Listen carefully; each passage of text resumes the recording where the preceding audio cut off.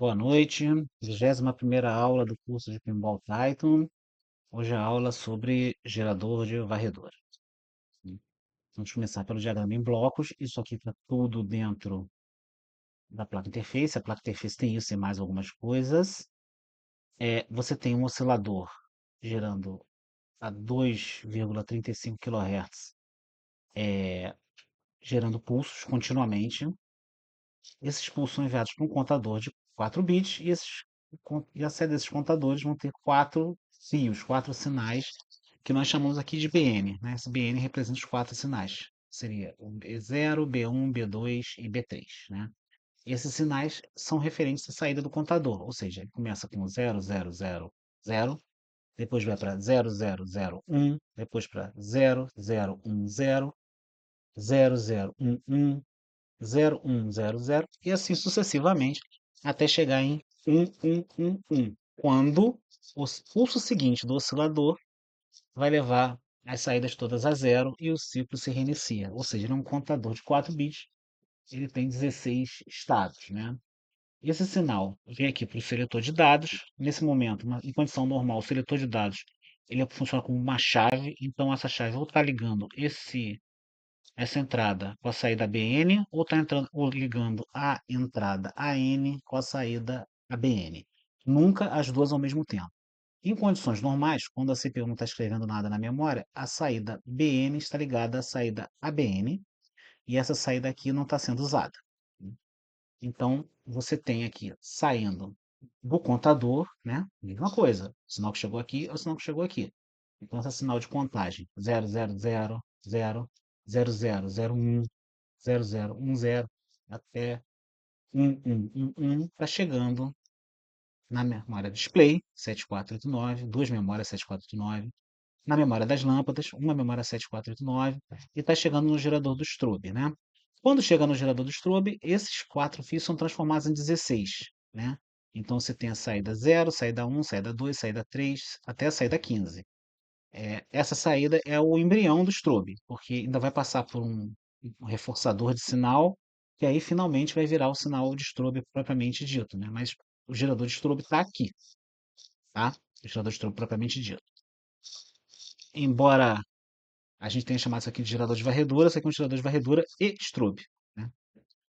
É, esse gerador de strobe também vai ser responsável pela varredura das lâmpadas e varredura do display, né?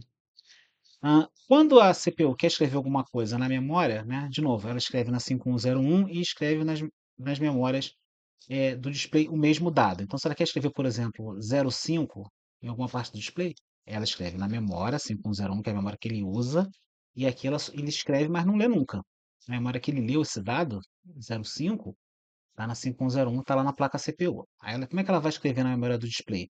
Ela ativa o seletor aqui, muda a posição dessa chave, então a chave passa a ir para a posição AN e desprezar o sinal BN. Então liga o AN com a BN, chega aqui acionando diretamente os endereços do display ou acionando diretamente os endereços da memória, né? Como você está escrevendo na memória, não tem sentido você mandar essa informação para o gerador de strobe, certo? Então, justamente no seletor que habilita e muda a posição desse 74157, ele também temporariamente desabilita o gerador de strobe. Naquele microsegundo que a placa CPU está escrevendo um dado, o gerador de strobe é desativado, como nós vamos ver mais à frente. O oscilador 2.35 kHz é um oscilador bem simples. Ele é formado por um 7404 e um outro 7404, dois resistores e dois capacitores. Ah, poderiam colocar um 555? Poderia colocar um 555. Só que eu imagino o seguinte: o 7404 tem 6 portas lógicas inversoras. Devia estar sobrando duas. Então sai mais barato fazer um oscilador usando essas portas lógicas que estão sobrando do que comprar mais um circuito integrado e colocar na placa. Então, provavelmente foi porque estava sobrando duas portas lógicas de um 7404, né? Ele é um oscilador simples, formado por portas inversoras 7404, e esse valor é um valor aproximado, digamos que ele é nominal, né? Qualquer valor próximo disso está valendo, não tem problema nenhum. Claro que se você chegar com o conhecimento do multímetro, botar aqui nesse ponto e medir, sei lá, 8, 9, 10 kHz, é um forte indicativo que esse capacitor aqui perdeu a capacitância e a frequência subiu. Mas eu nunca vi esse defeito acontecer, tá? Quando eu peguei, realmente está bem próximo dessa frequência aqui de 2,35 kHz. Circuito sequencial, vamos ver agora como é que funciona o circuito sequencial, né? Voltando, a gente estava aqui, já vimos o oscilador, agora vamos para o contador de 4 bits. Você tem aqui uma frequência de entrada, que no caso vai ser a saída aqui desse contador aqui, né? E você tem um divisor elementar, um contador elementar formado por um flip-flop tipo D. Qual é desse flip-flop? É um flip-flop data, ele é um elemento de memória. Quando você dá o pulso de clock, o que é pulso? Esse triângulo aqui indica que esse flip-flop ele é ativado por pulso. Como ele não tem uma bolinha, então é um pulso positivo, ou seja, ele quando está saindo do 0 para 1, ele ativa o clock. Ou seja, rampa positiva, do 0 para 1, né, no nosso exemplo. Ele copia o dado daqui. Então, se aqui tiver 1, você dá o pulso de clock, a saída daqui vai para 1. Aí que saída D está 0, dá o pulso de clock, a saída daqui vai para 0 também. Então, ele armazena em Q o dado que estava em D no momento que teve essa rampa de subida aqui do clock. Ok? Bom, como é que é feito o divisor por 2? A saída aqui, suponho que está em nível 0. A saída aqui barra, por definição, é o complemento de Q sempre. Então, se Q está em nível 0, Q barra está em nível 1. E esse Q barra está ligado a D. Então, D está em nível 1. D está copiando o dado de Q barra. Quando tiver o pulso de clock, aqui o pulso de clock, o pulso de clock. A saída aqui que estava em nível 0, copiou o dado que está em D. Qual o dado que está em D? 1. Então, ela copiou o dado que está em D e ficou em 1 aqui. Ok? Quando teve o 1 indo para o 0, o clock não ativou. Ele é um clock que só ativa por rampa positiva. E aqui você tem uma rampa negativa, está indo de 1 para 0. Então não aconteceu nada. Ok? Quando chegou aqui, lembrando, aqui estava em nível, o Q está em nível 1. Então, por definição, o Q barra está em nível 0. O Q barra estando em nível 0, o D estava em nível 0 também. Então, quando tiver o segundo pulso de subida, o Q vai de novo copiar o D. Só que o D agora está em nível 0. Então, o Q vai para o nível 0. Olha o que aconteceu aqui. Teve o segundo pulso, o Q foi para nível 0. E o ciclo vai se reiniciando. Repara que para cada 2 pulsos de clock, ó, um pulso de clock, 2 pulsos de clock, nós tivemos um pulso só na saída aqui. Então, nós dividimos a frequência por 2. Então, isso aqui é um contador divisor por 2. Ok? É um contador elementar. Avançando no nosso circuito, o que a gente pode fazer? A gente pode colocar esses contadores elementares em cascata, ou seja, a saída de um vai para a entrada de outro, a saída de um vai para a entrada de outro. Então, você vai ter uma divisão na QA, a frequência de clock dividido por 2, na QB, a frequência de clock dividido por 4, na QC, a frequência de clock divididos por 8, e na QD, a frequência de clock divididos por 16. Então, é possível associar vários divisores por 2 em cascata. O número de flip-flops definirá a divisão. Então, se aqui tem 4 flip-flops, vai ser 2 elevado a 4, 16. Né? E aqui nós vamos ter a saída igual a essa, só que você vai ter uma contagem. Então, você vai ter esse bit aqui é o mais significativo, esse aqui é o segundo mais significativo, esse aqui é o segundo menos significativo e esse aqui é o menos significativo. Então, você vai ter 0000 no estado inicial. Quando você der o primeiro pulso, esse aqui foi para nível 1. Então, você teve 0001. No segundo pulso, esse aqui voltou para nível 0. Aqui, ó, ele aqui. Mas esse aqui foi para nível 1. No terceiro pulso, esse aqui de novo voltou o quê? Para nível 1. E esse aqui continuou em nível 1. Então você teve 0011. Tá vendo? Eu tô lendo de trás para frente. Então é 0011. E assim sucessivamente até chegar em 1111. Quando chegar 1111, o próximo pulso vai levar todos os flip-flops para nível 0. Então, se você observar, você vai ter aqui sempre o quê? 2,35 kHz. E aqui você vai ter 4 saídas. A primeira com 2,35 dividido por 2, a segunda 2,35 dividido por 4, a terceira 2,35 divididos por 8 e a quarta 2,35 divididos por 16. Sempre. Então, você botou na entrada aqui, mediu 2,35, o oscilador tá bom, então descarta que o defeito não está aqui. Botou na saída aqui, você teve essas frequências que eu falei, 7493 tá bom, então o problema pode estar aqui para fora, ok? Isso vai acontecer sempre, sempre, sempre, sempre. Energizou com 5 volts a placa interface, você vai ter esses sinais. Vamos agora ao 7493. O 7493 ele é um pouco diferente do exemplo. Aquele exemplo que eu dei com flip-flop D foi um exemplo didático, né? O 7493 trabalha com um outro tipo de flip-flop, que é o flip-flop JK. Nada a ver com o nosso ex-presidente falecido Juscelino Kubitschek, né? Esse flip-flop é o JK. É, mas, na prática, é a mesma coisa. São flip-flops em cascata, fazendo a contagem. Olha aqui a saída. Q0, Q1, Q2, Q3. Q3 é qual? É a mais significativa, né? Q2 é a segunda mais significativa, Q1 é a segunda menos significativa e Q0 é a segunda é, é a menos significativa, é totalmente menos significativa. Então aqui vai entrar o quê? Vai entrar 2,35 kHz e ele vai começar vai sair metade aqui de 2,35 kHz, 2,35 kHz no Q0. Depois entra de novo, você tem que ligar, ó, tá aqui, ó. O primeiro flip-flop não está conectado aos outros, que estão em cascata. Para operar como divisor por 16, que é o que a gente quer, a saída Q0, essa saída Q0, deve ser ligada externamente à saída CP1. Ou seja, aqui já está ligado, aqui já está ligado nas saídas CPs. Aqui não está. É para dar mais flexibilidade ao 7479, tá? Então você sai aqui, você tem que fisicamente ligar na placa de circuito impresso, tem que ligar o Q0 com CP1, certo? E vamos ter os valores sequenciais, a mesma coisa, 0000 até 111, mais um pulso, o ciclo se reinicia, ok? Então aqui nós já temos o circuito sequencial que tem lá o nosso esquema. O nosso esquema já ficou maior, ó, tá vendo? Já ficou grandinho. Circuito sequencial, contador 7493 mais oscilador. Então, nós falamos, um oscilador, 2,35 kHz, entra na entrada CP0, ok? Olha lá, entrada CP0. Então, está entrando aqui, pino 14. Pino 14, coleguinha.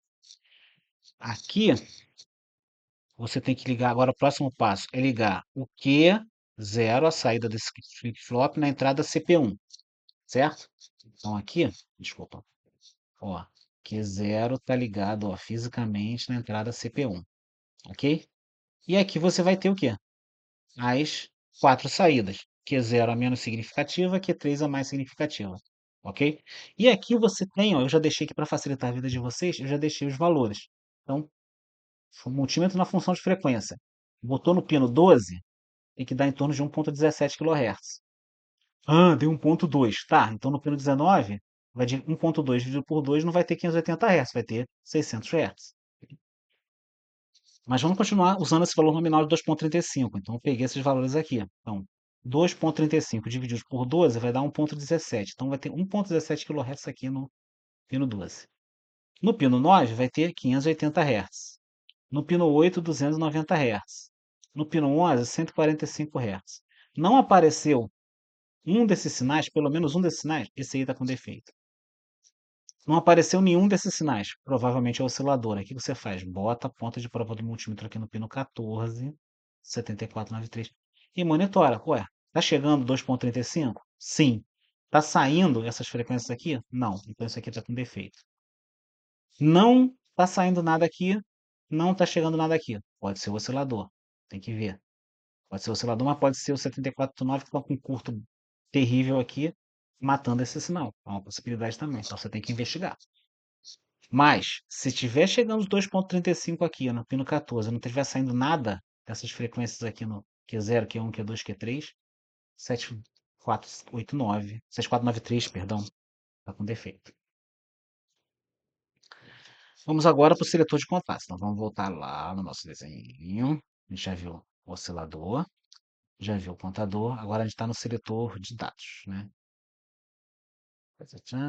Seletor de dados, é o 74157. O 74157 é, como eu falei, uma chave eletrônica de 4 entradas. Então você tem uma, duas, três, quatro chaves aqui dentro. E tem um pino de controle, certo? De acordo com o nível que você manda aqui nas entradas SG, Select e habilitação. De acordo com o que você manda aqui nas entradas SG, todas essas chaves vão para a posição superior ou todas essas chaves vão para a posição inferior, né? Quando você não está escrevendo nada na memória, nas 7489, ele está na posição de cima. Então, está pegando esse dado aqui, levando para cá. Pegando esse dado aqui, levando para cá. Está pegando esse dado aqui, levando para cá. Está pegando esse dado aqui, levando para cá. Quando você, a CPU, quer escrever alguma coisa, ela manda um sinal seleção para cá, ok? E você muda a posição. Então, pega o sinal daqui, que vem da CPU, os endereços, manda para cá. Pega o sinal daqui, manda para cá. Pega o sinal daqui de baixo, manda para cá. Pega o sinal daqui de baixo, manda para cá. Nesse desenho dá para ver muito bem que você nunca vai ter os dois sinais. Então, esse termo aqui pode gerar uma má interpretação, mas a verdade é o seguinte, eu quero dizer que AB no sentido de ou B ou A. Tá? Aqui não tem os dois sinais ao mesmo tempo, ok? Vamos lá. Funciona como quatro chaves seletoras simples acopladas no mesmo eixo. Essas chaves são independentes, tá vendo? Esse tracejado aqui indica uma movimentação, aspas, mecânica, mas não é eletrônica, óbvio, né? Mas simboliza uma movimentação mecânica de quatro chaves mecânicas. Ela só muda a posição, ela não interfere eletricamente, não tem eletricidade circulando aqui, ok? A eletricidade só circula aqui. A posição da chave é definida pelos sinais de controle S e G. O sinal de controle S, select, define a posição da chave, ou seja, para cima ou para baixo. O sinal de controle G, habilitação, quando acionado nível 1, leva todas as saídas a nível 0. Então, quando o G está acionado, quando o G está em nível 1, ele desativa isso aqui. Ele leva tudo para nível 0. Então, é como se isso aqui morresse. Tá? Não pega nem o sinal daqui, nem o sinal daqui. Leva tudo para nível 0. Seria uma terceira posição da saída. Só que para simplificar eu não coloquei, né? Então, sinal G, nível 1, leva tudo aqui para nível 0, não pega nem do gerador de clock lá do 7404, né, mais 7489, nem da CPU. Ele não pega sinal nenhum, ok? Então aqui nós podemos ver a tabela verdade, né? Então se aqui o G, que aqui nesse negócio aparece como strobe, né, mas é o G, se aqui strobe tiver nível alto, ó, tanto faz select A e B, a saída vai estar sempre em nível baixo, independente dos outros sinais, tá? Então para isso aqui funcionar, a saída G, a saída strobe tem que estar em nível, ó, baixo. Então de nível baixo, se você coloca o select nível baixo, a saída A é reproduzida na entrada A, é reproduzida na saída Y. A saída A é reproduzida a entrada A, é reproduzida na saída Y. Se você mandar nível alto no select, é o contrário. Quem passa a ser dominante é a saída B. Então, a saída B está no nível baixo. A entrada B está no nível baixo, a saída Y vai para nível baixo. A entrada B indo para nível alto, a saída Y vai para nível alto. Ou seja, o select seleciona a chave. Ah, aqui eu já coloquei nas entradas os barramentos, barramento A, B, A, B, A, B, né? E as saídas AB. O barramento B recebe os pulsos de contagem do 7493.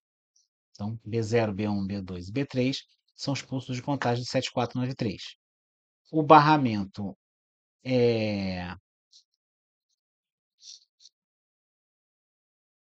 A, desculpa aqui está errado, o barramento A recebe os endereços da CPU. Então, A1, A2, depois eu tenho que ver isso aí, tá? Agora estou na dúvida. Mas enfim, um recebe o barramento da CPU, o outro recebe os endereços os endereços fakes, né? Gerados pelo contador, né? Quando a CPU precisa escrever um dado em alguma memória RAM, a interface é acionada a entrada S, que conecta ao barramento A. Então, a entrada A recebe os endereços. Então, tá aqui, isso aqui está errado, né? A entrada A recebe os endereços. O sinal de controle está sempre inativo, então está sempre nível lógico zero. Então, isso que eu falei do sinal de controle de mandar tudo a nível lógico zero, né? Não funciona na interface, não é usado esse recurso no 74157 da placa interface. Ok? Então, aqui nós temos, de novo, o desenho, né? Nós temos 7493, nosso amigo. Então, a saída aqui é 0, está chegando no B1. Saída aqui é 1, está chegando no B2. A saída aqui é 2, está chegando no B3. E a saída aqui é 3, está chegando no B4. Por outro lado, os endereços que vêm da CPU. A saída 0 está chegando na entrada 1. A saída 1 está chegando na entrada 2. A saída 2 está chegando na entrada 3. E a saída 3 está chegando na entrada 4. E aqui nós temos a saída, né? Aqui nós temos o céu, que é a seleção, é quando a CPU vai escrever, ela muda o estado daqui e joga essa saída aqui para reproduzir os endereços da CPU. Então aqui, nesse instante que o céu está selecionado, essa saída aqui vai reproduzir os endereços da CPU e vai escrever um dado na memória à frente. E aqui nós temos o strobe, que é o G, né, desativado, então está sempre nível lógico baixo. Então aqui está sempre reproduzindo ou a entrada A ou a entrada B. Finalmente, o gerador de strobes agora o 74154, né? Tem um gerador de combinacional, você vê que não tem flip-flop aqui, então a saída depende exclusivamente dos sinais de entrada, não tem nada a ver com o passado, nada, né? Observe também uma coisa interessante, mais à frente eu vou contar por quê, o motivo. Mas sempre tem na entrada deles apenas um dispositivo. Ele nunca vai colocar dois dispositivos, duas portas lógicas na entrada. Ele sempre faz tipo uma isolação, tá vendo? De forma que na entrada o circuito integrado só vê uma entrada, tá? No pino de entrada você só vê uma porta lógica, né? Quando na verdade ele podia mandar direto para cá e se espalhar. Mas tem uma razão técnica para isso, eu vou falar mais à frente quando falar de fan-out, de você trocar a série 7400 pela 74LS00. Isso aí eu vou falar mais à frente. Por hora, fixo no coração de vocês, tá? Que a entrada vai ser sempre uma porta lógica por entrada, tá? Aqui, ó. Uma porta lógica por entrada. É um circuito combinacional, sua saída depende exclusivamente dos sinais de entrada. Barramento AB alimenta as entradas, barramento AB está chegando aqui, ó, nessas entradas aqui. Apenas uma saída é ativada, de acordo com o sinal de barramento AB. Então, quando A, B, C, D tiver tudo zero, vai ativar essa saída aqui. Quando tiver A, B, C, D 0001, ativa essa aqui. 0010, ativa essa aqui. 0011, ativa essa aqui. Até chegar a 1111, ativa essa aqui. Uma por vez. Não mais que uma por vez. Aqui nós temos a tabela verdade. Você tem aqui as entradas de habilitação. Essa entrada aqui de habilitação. Se essa entrada de habilitação tiver ou uma ou outra em nível alto, ó, indiferente das condições das outras entradas, ela vai manter tudo em nível alto, ou seja, ela vai desativar a saída. Aqui é ativo em nível lógico baixo, tá? Então ela vai desativar a saída. Então quando a CPU usa esses pinos aqui, quando a CPU quiser escrever alguma coisa, como é que ela faz para desativar o gerador de strobe 7454? Ela coloca uma dessas duas, ou as duas, eu não lembro, vou ver no esquema agora, em nível alto, de forma que, independente do estado que esteja as entradas, ó, vai estar tudo em nível desativado, tudo em nível alto, né? E aqui nós temos a tabela verdade, quando o CI está funcionando normalmente, que é a condição qual? Que G1 e G2 estão em nível lógico baixo. Então, se todas as entradas estiverem em nível lógico baixo, qual que vai estar ativa? A saída zero. Se todas estiverem em nível lógico baixo, menos a entrada A, a ativa vai ser a saída 1. Se as duas primeiras estiverem em nível lógico baixo, a terceira em alto e a segunda em baixo, você vai ter única e exclusivamente a saída 2.